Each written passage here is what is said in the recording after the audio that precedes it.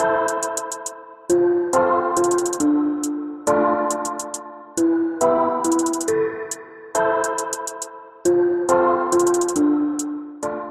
evening, everyone. Thank you all for joining us at the inaugural session of the 6th edition of the ORF Kalpana Chawla Annual Space Policy Dialogue. We started working on this dialogue about 4 months ago, and here we are at the starting gate. We have involved many of the people that we have been engaged with over the past several years over contemporary space policy issues. But we also have made efforts to bring into the mix a very diverse group of new faces from academics and civil society who work on policy issues, but also the industry players as well as various governments. We at ORF have been working on a number of public policy issues, everything from economic policy to urban planning to national security and foreign policy. And our only goal is to generate debate on all of these critical areas of public policy and come up with various options and choices. Space has gained greater criticality in the policy domain, both within the country and in the global governance context. Our first major conference on space policy at ORF was in 2011, wherein we focused on India's space program, but we felt the need for more regular and periodic conversations on all aspects of space policy. And that's how we began this initiative 7 years ago. Of course, we launched a dialogue on a much smaller scale, but it has grown so much bigger since then. But this year, due to the pandemic, we are having to do the dialogue on a smaller scale and of course virtually. But space policy conversations will remain an important aspect of our flagship events.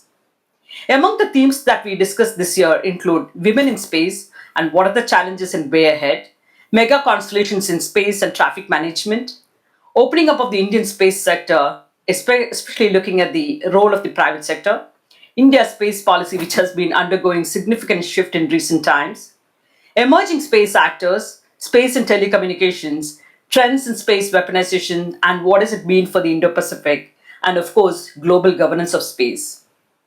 Even as outer space has become a critical part of our lives, I'm not sure we appreciate it all that much. Educating the public, as well as those in the government, especially those that come from the political world, who don't spend much time understanding the current and emerging dynamics with regard to outer space, is a key driving factor. So this, in a sense, gives us think tankers an opportunity to tap on and take up these policy conversations involving all the different stakeholders. The biggest problem is that we all tend to work in silos. So the idea at the ORF-KC Space Policy Dialogue is to bring together everyone under the same roof, debate all the various policy issues as it pertains to outer space. Thus, this platform is an open platform to include folks from the security, military and government, scientists, technocrats, private sector and commercial players, and of course the civil society and the academia. Let me stop here, and I'm thankful to each one of you who are part of this dialogue. Now let me welcome Mr. Sunjoy Joshi, Chairman ORF, to deliver his opening remarks. Thank you.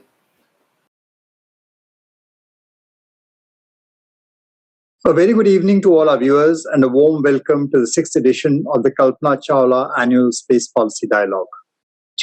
ORF has been holding this dialogue for 5 years now in the memory of Dr. Kalpana Chawla, both in memory but also in celebration of her achievements and the pioneering spirit that continues to inspire many in India and across the world. The past 2 years have been a tumultuous time, and there has hardly been any human being who has not been touched by the pandemic. But these years have also been a testament to the ingenuity of the human mind and the indomitability of its spirit. Well, science and technology, for one, did not let us down. Scientists working incessantly, collaborating across geographies, collaborating across institutions, nationalities, delivered their part in this battle, and technological innovation allowed us to remain connected with our lives far better than we otherwise would have. Our lives may have been locked down on occasion, but our quest to reach out beyond ourselves and overcome the limitations of our confined physical spaces continues unabated. We just saw the SpaceX Dragon capsule for the fourth time carry 4 astronauts to the International Space Station, 200 miles above the Earth. A public-private partnership between SpaceX and NASA, which has shown the world that technology has reached a stage where the silos of private and public do not really matter, even in closed sectors. They become meaningless and are best consigned to history books. Falcon rocket sorties carrying crew and cargo to the ISS are now just a routine service like Ola and Uber. After all, since 2011, NASA was actually relying on its arch rival, Russia, to carry its crew and cargo to the ISS. Now, these are lessons that the Indian space program seems to be now learning slowly, and we do hope surely. India's space program has already made its mark as a credible, reliable, and most cost-effective choice for space launches. The star performer in bringing us up to this point, of course, has been ISRO, an organization of which every Indian has reason to be proud of. It is because of ISRO and its phenomenal achievements that Jiten Singh, India's Minister of State for Atomic Energy and Space, has voiced India's ambitions to become the global hub for cost-effective space launches. As we become more ambitious, the rapidly growing utility of outer space for varied applications in the social, economic, and security sectors is only set to raise expectations from us and demand a rapid enhancement of our capacity to deliver. To not meet those expectations is no longer conscionable, both from the commercial and from the security perspective. The way forward indeed is the NASA SpaceX kind of partnership model, where we can develop and bring in India's vibrant private sector as an independent and vital stakeholder. We already acknowledge the need for this, as is evident from a slew of announcements made by the government over the past few years. 2019, India birthed New Space India Limited, NSIL, under the Department of Space to augment Indian efforts at boosting commercial participation in the space program. This was in step with the government's vision to make space one of the key industries under the Vision 2030 agenda. And among the key projects considered by NSIL were the small satellite launch vehicle and polar satellite launch vehicle programs. Now, in 2020, in order to increase industry and non-government private entities and their participation in India's vaulting ambitions in space, the government created the Indian National Space Promotion Authorization Center, InSpace, as a single window agency addressing the different aspects of private industry participating in India's space program.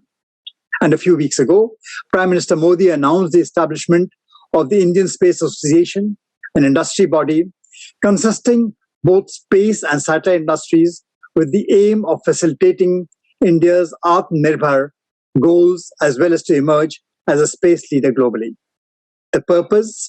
To engage different stakeholders across the entire space ecosystem so as to develop an appropriate policy framework that would push India closer to the goal of self-sufficiency. With the growth in demand so obvious, we need many more hands and minds. We need several initiatives working together in the spirit of collaborative innovation to deliver on India's ambitions.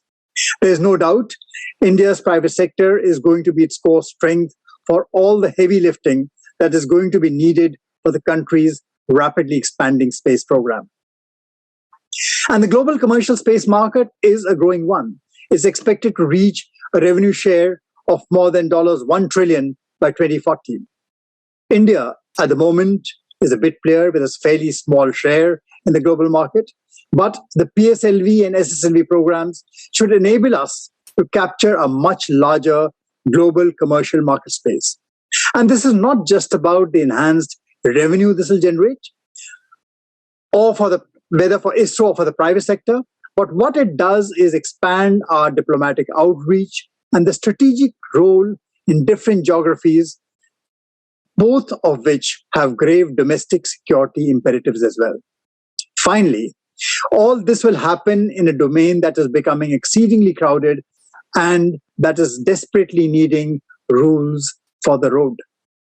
There's an urgent need to review and revise and establish new rules for outer space activities, rules which are more equitable, without which safe, secure, and continued access to outer space is not a given. India has played an important role in framing new rules that are democratic and non-discriminatory. And India should continue to champion these things for the developing world. To be a meaningful player, India will have to emerge as a key entity in the global rule-making exercise. And we know we are in a highly competitive environment driven by the changing global and Asian power dynamics. We have to be an active participant in the debate on global space governance. I've just highlighted a few themes, but I'm sure that all these and many more will be discussed over the next few days.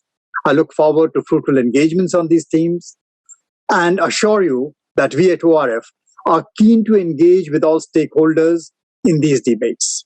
Our job is to bring policy experts, stakeholders under the same roof so that we can have a useful conversation on the choices that we make individually and together. So let me welcome you all, the virtual format of the ORF Kalpana Chawla Annual Space Dialogue once again, and I look forward to welcoming you to New Delhi next year in 2022, not in a virtual format, but a live one. Meanwhile, I wish these discussions all the success. Let us move on to a higher orbit. Thank you. India is a fast emerging as world space hub for launch of satellites in cost-effective manner. ISRO has successfully launched 50 foreign satellites from 7 countries for commercial purpose during the year 2019. India's space program has attracted global attention for its accelerated rate of development, with a critical appreciation for some of the following missions with extraordinary exploration capabilities, especially Mars Orbiter mission or Mangalyaan, Chandrayaan-2 mission, India's second mission to the moon, AstroSat mission, India's first observatory mission for astronomy, and Aditya L1 mission, India's first solar observatory in Mars. The global space economy is currently valued at about $360 billion. Despite being among the few spacefaring nations in the world, India accounts for only about 2% of the space economy. Private companies are revolutionizing the space sector by reducing costs and turnaround time with innovation and advanced technology. In India, however, players within the private space industry have been limited to being vendors or suppliers to the government space program. Promoting the private sector will enable the Indian space program to remain cost competitive within the global space market and thus create several jobs in the space and other related sectors. Our Honorable Prime Minister, Shri Narendra Modi ji, has set out a vision for India, which is India space contribution, that is Indian space contribution, which is about 2% of the global market share, should go to the level of about 9% of the global market share by 2030. If you compare our percentage share, you can see that in the global market arena, US shares about 40%, UK about 7%, India is only 2%, and global space economy is almost about $360 billion today, where India is contributing only about $7 billion today. So by 2024, India has to take our space economy to the level of $50 billion. India is planning to carry out major reforms in the space sector, particularly keeping privatization as the goal. The guiding principles for this space privatization are for enabling and promoting private enterprises to carry out independent space activities by enabling case of business through single window mechanisms with predictable timelines. Open up ISRO infrastructure and technologies where facilities pertaining to testing, tracking, telemetry, launch pads, and laboratories created by ISRO to enable the private space industry to climb to the value chain. Inspire the youngsters and the dreamers, encouraging students to pursue a career in science, technology, engineering, and maths, what we call as the STEM. We also want a goal with public sector to focus on research and development work. Particularly, public sector laboratories in the space sector will focus on research and development, while manufacturing and commercial activities will be done by business entities across both the public and private sector. Then, of course, there is a major requirement for technology transfer, where previously developed and already mature technologies platforms to be transferred to the private sector to transfer of technology mechanisms. Then, of course, the demand-driven approach for development of space assets, which is creation of new assets to be made contingent on confirmation of demand from user agencies and other entities. What will be the impact of these reforms? The following are the impact points, which will be: industries, startups, and academia have warmly welcomed the space sector reforms and the new in-space mechanism. More than 40 proposals from startups, MSMEs, and industries have already been received for future consideration by InSpace, illustrating the overwhelming response to the system. 6 space technology incubational centers are now operational at Agartala, Trichy, Jalandhar, Rourkela, Nagpur, and Bhopal. On 28 February 2021, NSIL conducted its first commercial launch. The launch put 19 satellites into orbit on the PSLV-5 C-51 launch vehicle, including 4 satellites through InSpace. There is a requirement for us to achieve Atmanirbharta in space science. There has never been such a decisive government in India. Major reforms in the space sector and space technologies are examples of this. For India, the space sector means better mapping, imaging, and connectivity facilities for the common people. Atmanirbhar Bharat campaign is not just a vision, but also a well-thought, well-planned, integrated economic strategy. Government's approach to space reforms is based on 4 pillars. Number 1, the freedom of innovation to the private sector. Number 2, the role of government as enabler. Third, preparing youth for the future. And fourth, to see the space sector as a resource for the progress of the common man. There are various factors which are in the space technology which are affecting the society's well-being. During the last 7 years, space technology has converted into a tool of last-mile delivery and leakage-free transparent governance. Examples are use of geotagging in housing units for the poor, roads and infrastructure projects, settlement of Fasal Bima Yojana claims, NAVIC system for fishermen, and disaster management planning. It is evident that the 20th century tendency of trying to rule the space and space sector divided the countries of the world. Now in the 21st century, India will have to ensure that space plays an important role in writing and connecting the world. This is what our Honorable Prime Minister Shri Narendra Modi ji mentioned in October 2021.